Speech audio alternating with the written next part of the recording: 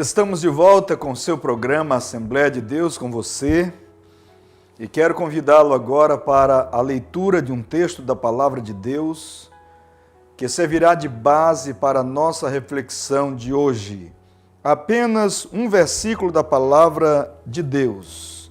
Em Romanos capítulo 3, versículo 23, a palavra diz assim: porque todos pecaram e destituídos estão da glória de Deus. Caro amigo e irmão telespectador, esta palavra que acabamos de ler, ela descreve a situação de todo o homem que já viveu, de todo o homem que vive sobre a terra. Em qualquer lugar, de qualquer condição social, não importa a condição financeira, econômica do homem, a Bíblia diz que todos pecaram e ficaram destituídos da glória de Deus. Nós vamos ver hoje no próximo programa o tema As consequências do pecado, ou o pecado e as suas consequências.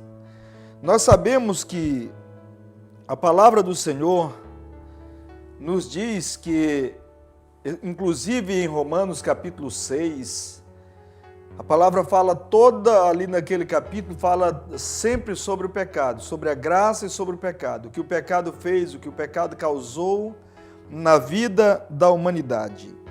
Mas infelizmente hoje, quando a gente fala sobre pecado, algumas pessoas até acreditam que o pecado não existe, que o pecado é ficção, que o pecado é coisa de mente religiosa, que o pecado é algo que, na verdade, à medida que você vai crescendo culturalmente, a noção de pecado deixa de existir na vida do homem.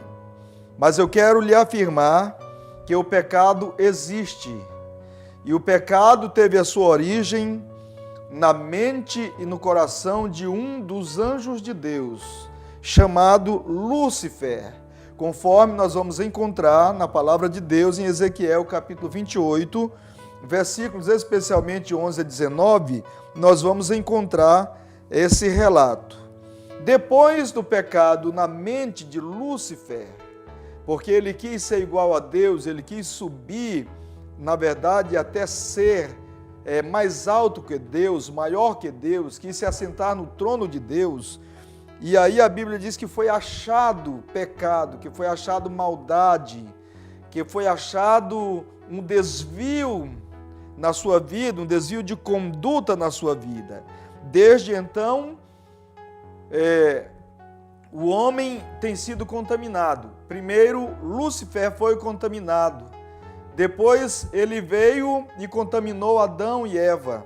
A partir de Adão e Eva, a Bíblia diz que todos os homens, quando nascem, já nascem debaixo do pecado, porque em Adão todos os homens se fizeram culpados. Desde então, ou seja, desde a vida de Adão, desde o pecado de Adão, o homem já nasce debaixo do pecado. E o pecado tem diversas consequências para a vida do homem, como, por exemplo, leva o homem aos vícios, leva o homem ao ódio, leva o homem à mentira, leva o homem ao orgulho, leva o homem à prostituição, leva o homem a outras práticas condenáveis, a outras práticas que ninguém concorda, a outras práticas ruins para a vida da sociedade. Então o pecado, ele existe, o pecado é real, o pecado é um mal que está acometendo a vida das pessoas.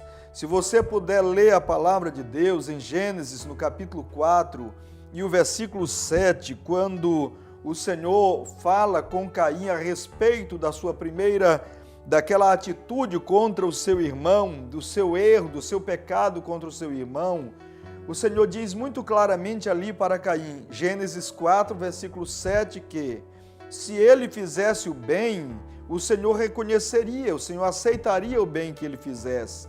Mas se ele fizesse o mal, ele precisava ter a convicção de que o pecado jazeria à sua porta e esta expressão, o pecado jazeria à sua porta, ela significa que o pecado, ele funciona, ele age como se fosse uma fera, como se fosse um animal felino que espreita, que se esconde para pegar o homem. E às vezes o pecado está escondido por detrás de coisas que você nem imagina que ele está escondido. Às vezes o pecado está escondido por detrás de um simples olhar, mas um olhar maldoso, um olhar de lascívia para alguém que não é a sua esposa, que não é o seu esposo, que não é aquela pessoa para quem você deveria olhar desta maneira. O pecado às vezes está escondido por detrás de um simples copo de cerveja, de um copo de vinho, de uma simples, entre aspas, mentira, porque toda mentira não é simples. Então o pecado, ele jaz à espreita do homem, ele está sempre à espreita do homem. O pecado então não é algo fictício e não é apenas algo de que o homem possa se livrar facilmente. Nós vamos ver nesta mensagem de hoje, em primeiro lugar, que o pecado, ele causa culpa na vida do homem. O plano que Deus estabeleceu para a vida do homem foi um plano elevado. Deus criou o homem para que o homem pudesse ter comunhão com ele. E esse plano elevado que Deus criou o homem, até porque a Bíblia diz que o homem foi criado à imagem, ou conforme a imagem e semelhança de Deus. Observe bem. Então é um plano elevado. No momento que o homem foge deste plano, no momento que o homem se desvia deste plano que Deus criou para ele, para viver uma vida de uma moral elevada, de uma moral ilibada, parecendo com Deus, como diz a Bíblia, criado conforme a imagem e semelhança de Deus. No momento que o homem desvia-se desse plano, ele se sente culpado, porque nele está a imagem de Deus. Nele repousa ou nele habita a imagem de Deus. E se ele se desvia dos planos de Deus, ele vai se sentir culpado. Quantas pessoas hoje estão vivendo em nossa sociedade culpadas, se sentindo culpadas? E algumas delas até chegam ao absurdo de quererem tirar a própria vida por se sentirem culpadas. Mas o homem que saiu dos planos de Deus, até porque a palavra do Senhor nos diz que pecar é errar o alvo, ou seja, é sair do alvo que Deus estabeleceu para o homem. Quando o homem erra então este alvo, o homem se sente culpado. É normal que ele se sinta culpado, porque ele saiu daquilo que Deus estabeleceu para a sua vida. Agora, se você se sente culpado, o remédio não é se desesperar. O remédio não é atentar contra a própria vida.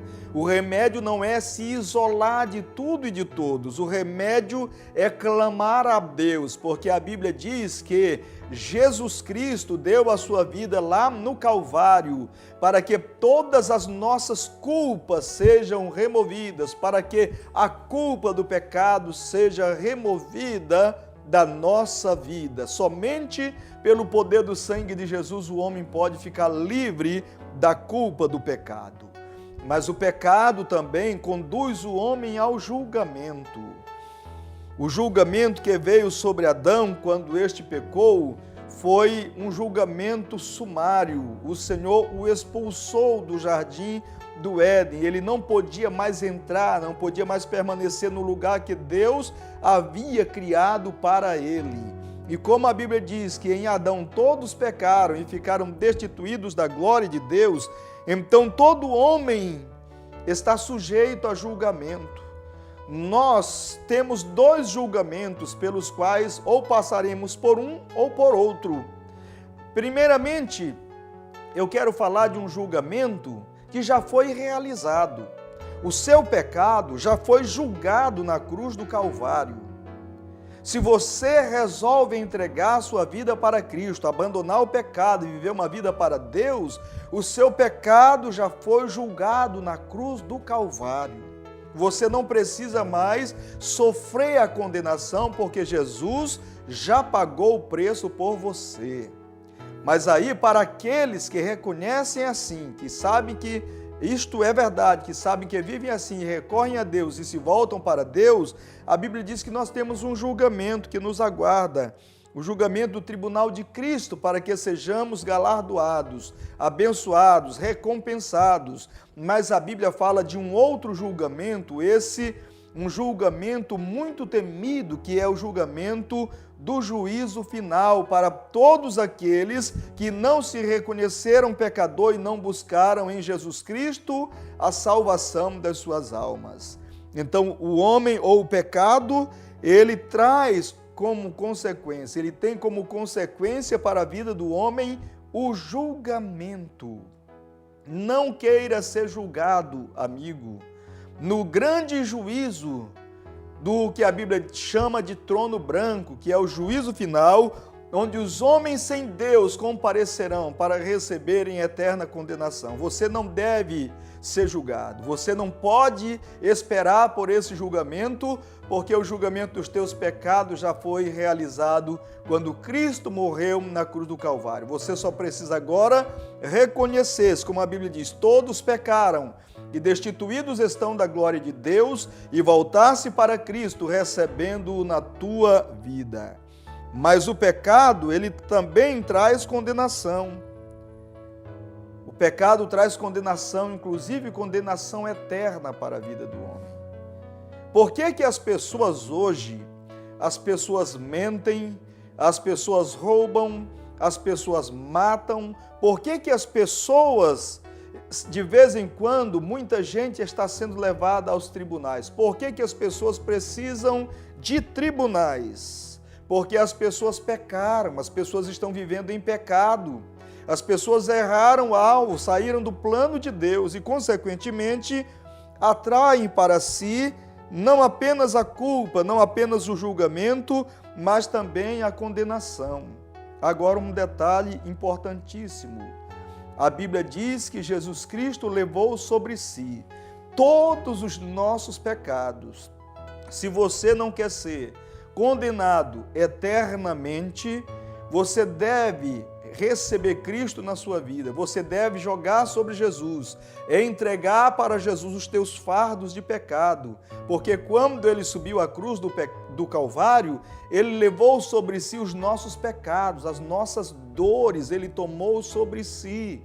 E agora o homem não precisa mais ser condenado, ele só precisa reconhecer em Jesus a salvação para a sua alma, para que ele não entre em condenação. A Bíblia diz: eis que se alguém está em Cristo, nova criatura é, as coisas velhas já passaram, eis que tudo se fez novo. A Bíblia diz que o homem também que já veio para Cristo, o homem que foi purificado pelo sangue de Jesus, não resta mais condenação para ele, porque ele passou da morte para a vida. Mas o pecado, ele traz morte. Primeiramente, o pecado traz morte física. Quero falar primeiramente sobre morte física. Não é esse o primeiro tipo de morte que o pecado causa na vida do homem, mas o pecado causa morte física.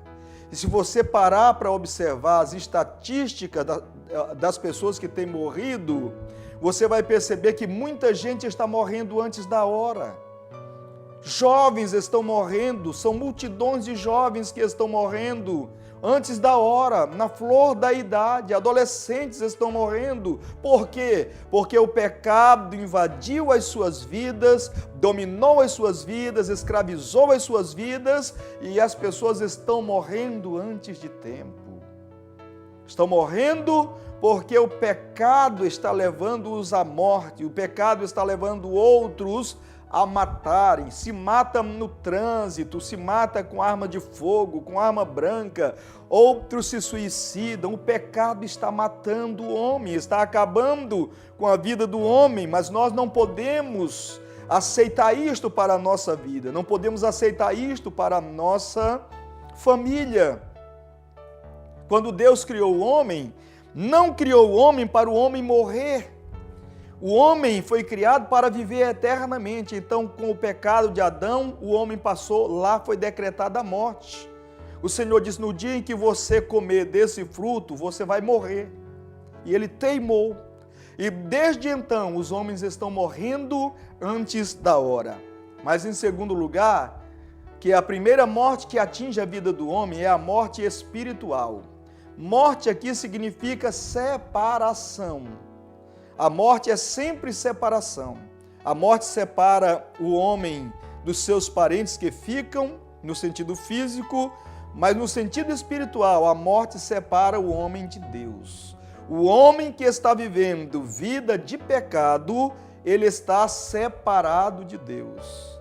E a Bíblia diz em Isaías que ele está separado de Deus, de maneira que Deus não pode ouvi-lo, de maneira que Deus não pode atendê-lo. Então o homem está morto no sentido espiritual. Mas em terceiro lugar, o homem que não receber Cristo na sua vida como Salvador, ainda resta um outro tipo de morte, que é a morte eterna. Morte eterna é condenação eterna. O homem ficará separado de Deus eternamente. Aonde a Bíblia diz que o homem, os ímpios, serão lançados no inferno, no lago de fogo, que arderá por toda a eternidade. E a Bíblia diz que este lugar não foi preparado nem para mim e nem para você, mas foi preparado para o diabo e os seus anjos, ou seja, aqueles anjos que o diabo, que Lúcifer, conseguiu levar consigo quando foi expulso do céu.